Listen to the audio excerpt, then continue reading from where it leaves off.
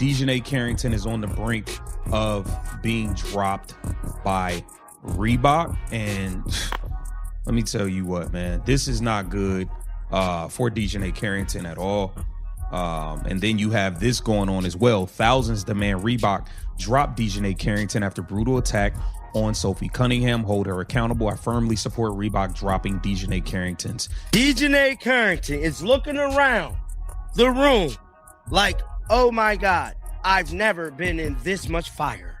I mean, it's getting so bad that now her endorsements are potentially about to pull out on represent. She drops her Crazy Energy colorway athlete sponsored shoe. It's an Adidas shoe.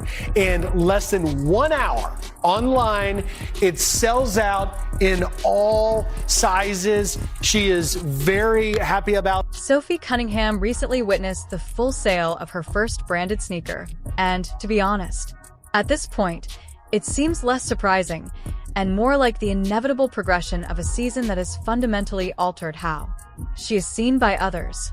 It says, perfect. Good job, Reebok, for having a morals clause in her contract and enforcing it by pulling it. Carrington is a bully that the league apparently is protecting. Wake up, WNBA, before someone really gets hurt. You'll get sued because we Americans won't stand for this abuse. DJ Carrington is completely at the opposite end of the spectrum during all of that. Observing the collapse of her Reebok deal, observing real-time fan backlash against her, and witnessing a single court ruling develop into the kind of potential harm to one's job that doesn't go away after a week. Two players, two entirely distinct paths, both connected by the same instant. Sis would have told you not to clothesline Sophie Cunningham from hell. Because you want to know why? The backlash you're going to get from that decision will affect your pockets. And I'm so happy that these brands are now seeing what we've been seeing. A whole lot of BS going on from these players. And I'm telling you right now, more players need to lose brand deals when they do. It's not only that one player is winning and the other is losing that makes this drama enjoyable to watch. Losing. It's the degree to which the two results are genuinely closely related. Cunningham's ascent did not occur. Carrington's fall did not occur in a vacuum. They are connected to the same play, layered directly on top of one another. The exact same news cycle and the exact same week.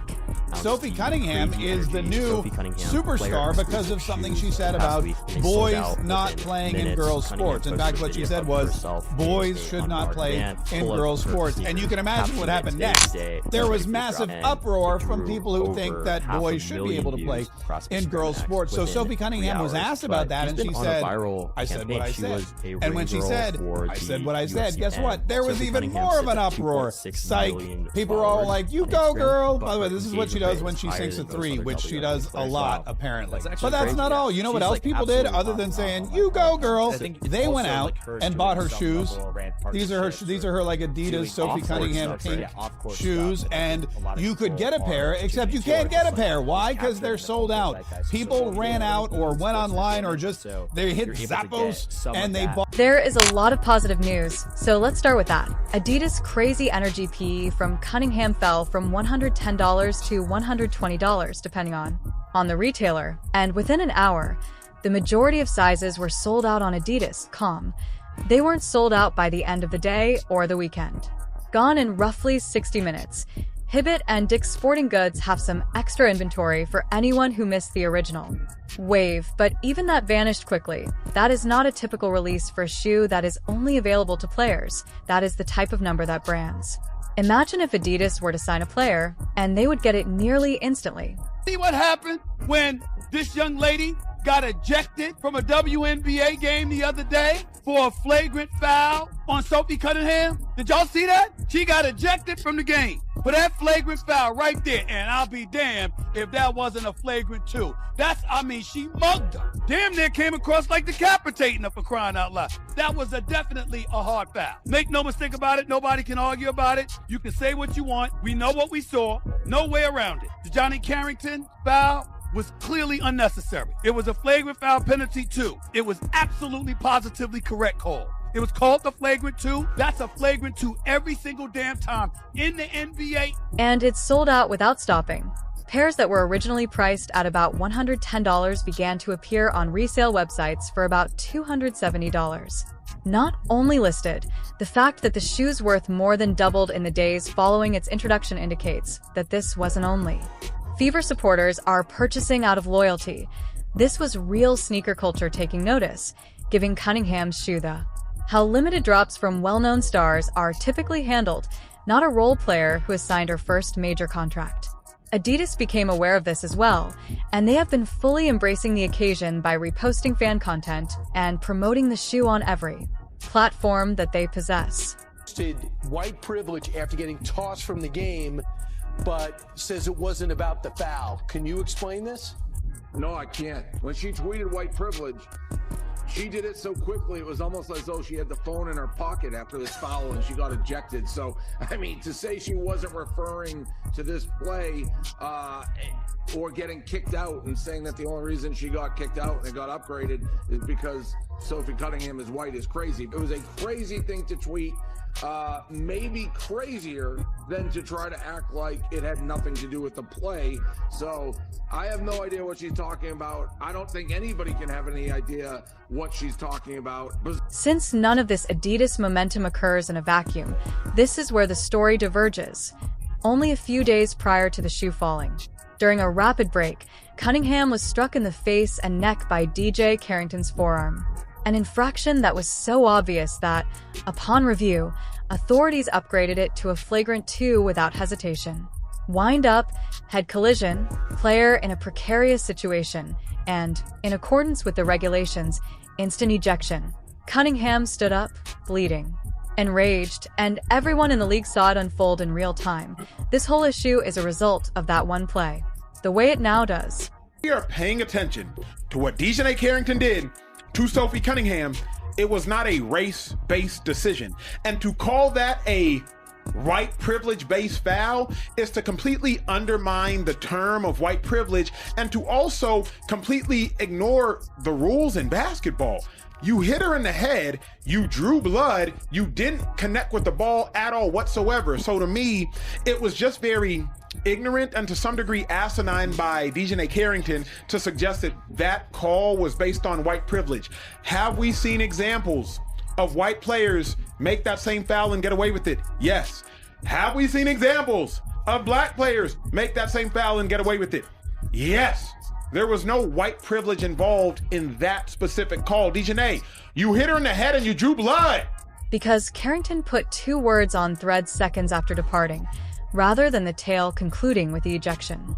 The court, white privilege, specifically mentioning the Indiana Fever, just that, without any context or explanation, waiting to be interpreted by everyone on the internet. Additionally, considering the timing and the person she just fouled, there was basically just one way for people to interpret that considering whose team she tagged. This is the time when everything. Because Carrington began to deteriorate on her own initiative, independent of Cunningham's actions. Said or did it in a week, the foul itself would have been forgotten. There are frequent flagrant fouls. In this league, without becoming narratives that define the season, the post was the only thing that altered the course of events, of how people would remember this particular occasion.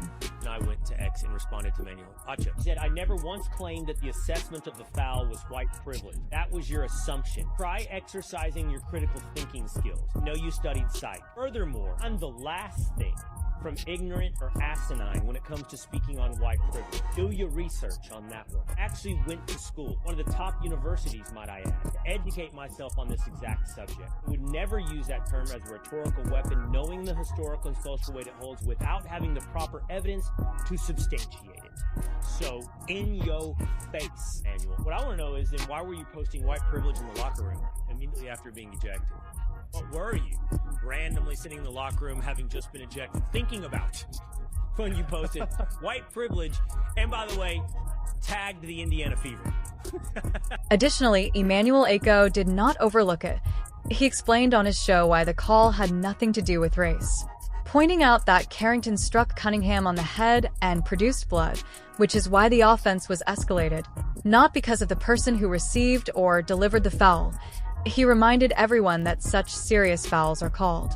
None of the other player combinations in the league received such a heavy designation. He used strong language, but it was consistent with how many people were seeing the post. Ignorant and asinine. We were already feeling this unfold. But what is that on Dijonai Carrington's feet? She got traded, signed to Reebok, and now all of a sudden, she getting the craziest PEs in the league? Sorry, Asia. Or maybe I'm not. We still got beef. We gotta get that closer look. What is that, cow print? She no Doja Cat? Nah, that's gas. That right there is hard. Oh yeah, I'm loving this. The pink laces, the pink hit on the bottom. This is a 10 out of 10 right here. It's gotta be. I love what's going on here. Reebok, release these. Not releasing. The backtracking really began when Carrington fired back instead of letting it go. Did I answer? She said. Partly because she never asserted that the offensive evaluation was the result of white privilege, that assumptions were being made, and that she went to one of the best institutions just to learn more about the topic. The issue is that she doesn't really explain why she tweeted those two phrases seconds later in her response.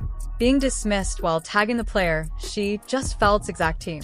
When someone calls you out and you should instruct the person who is criticizing you about critical thinking, rather of merely making your. To put it simply, the original point is a diversion rather than a correction. That's how the public perceived it, fair or not. And it's quite difficult to walk back once that red sets in. Here, Reebok is reportedly dropping their endorsement for Dijonai Carrington after she attacked Sophie Cunningham. Let's go. Oh my God, it's getting real. It is getting very much real. For in the field, for them pockets. That's what I like to see. Pockets getting hit hard, bro. Hard. Because somebody need to hold these players accountable for the stupidity they have been putting out. Because it has been a lot of stupidity. And to add even more insult to injuries, thousands of people are calling for Reebok to drop their endorsement for Dijonai Carrington after she attacked Sophie. You have to go back to April 2025, when Reebok revealed Carrington, in order to comprehend how much this truly costs her. As a representative of its basketball revival, IT positioned her as a brand ambassador and was marketed as a multi-year agreement. For lifestyle and performance clothing, beginning with their range of Engine A sneakers, IT was a really nice look at the time. For all parties, she wasn't only a marketing employee. Rather, she had earned the position through her. Have fun. Because of this, the consequences is far more painful than it would be for a player who is merely a face within a box. Here, she had really created something, and it is apparently falling apart quickly. Many people are getting behind this stuff. Dijonai Carrington is also in danger of losing millions of dollars. Reebok is being called the drop by thousands of individuals, according to sponsorship worth millions of dollars.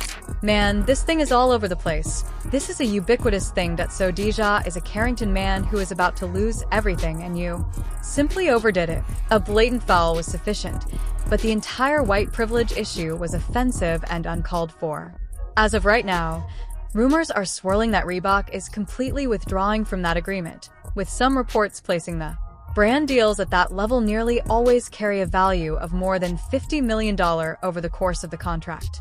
Morals provisions that permit a business to withdraw if an athlete's public behavior causes the kind of dispute that might harm the brand. One thing is a hard foul. Leagues and teams deal with those through penalties and suspensions that a former NFL player's racially offensive, widely shared social media post. Calling out on national television is a very other kind of issue, and it's precisely the Reebok cannot afford to have this kind of headline next to its name. The flagrant foul penalty 2. Since there's wind-up, impact, and follow-through, high potential for injuries, players in a vulnerable position. I mean, that's an obvious call. And anyone who has watched this league and any other prior flagrants would tell you as soon as they saw one replay of that, that was going to be a flagrant too. You could tell watching it live it was going to be a flagrant. And the response from fans fully supports that. According to reports, Carrington made her Threads account private after being inundated with comments, characterized as being clowned online by multiple accounts and screen captures of Criticism is building up in real time, wave after wave. That's also a sizable group of irate fans. That was the vast majority of the answer, and it happened so quickly that she felt compelled to lock her. Instead of writing it out, page down, the fact that a player must conceal herself from her own audience indicates that the damage isn't restricted to a single round of negative news. Take a step back and examine the entire image here, as the contrast is nearly too tidy. Cunningham was one of Caitlin Clark's more vocal supporters this season, criticizing the way the league and authorities deal with Clark's daily physical abuse. She was criticized by some in the league as a result, but it also made her one of the most talked about, most marketable figures in the WNBA at the moment. Adidas obviously anticipated that. That's what makes this incredibly difficult to watch develop. It's not that she erred in her emotional response following a harsh ejection, but rather that the response, the framing, followed by the inability to just accept responsibility, clearly converted a potentially explosive moment